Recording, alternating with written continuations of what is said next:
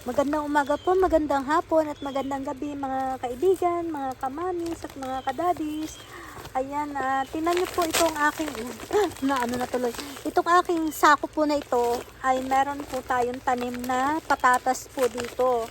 Ngayon, i-check po natin itong ating patatas.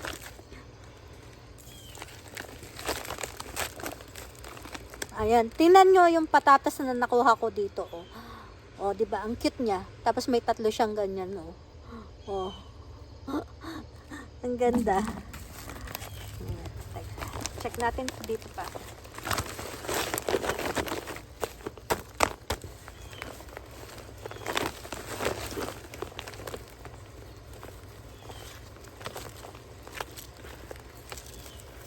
Ayan, oh, 'di ba? Oh, ang laki.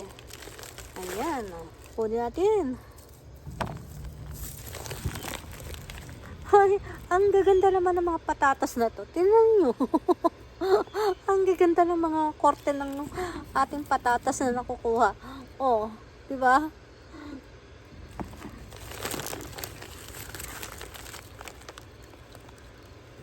Ayan pa. No, di ba? Ang dami nating patatas. Ayan, kahit sa sako lang, di ba? Makakakuha tayo ng ng bunga.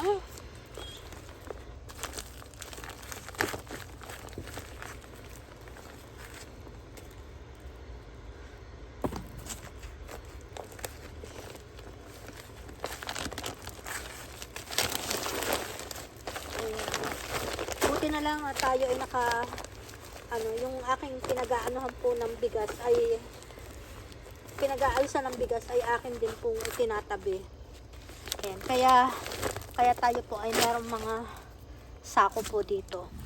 So ayan mga kaibigan, ito ay ayan, kukunin natin to tapos ay tatanim na lang uli natin.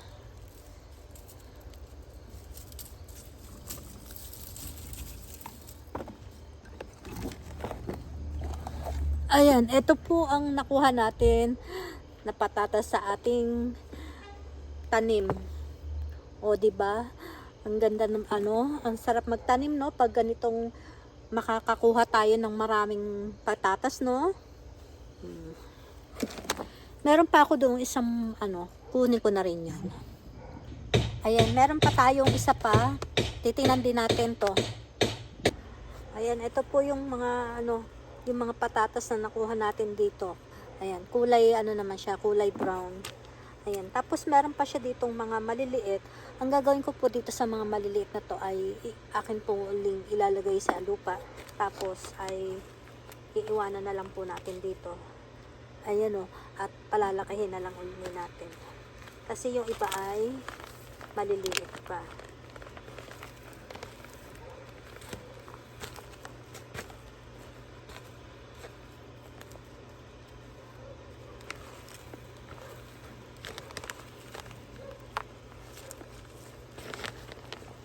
Ayan, nakuhanan ko na to dati eh.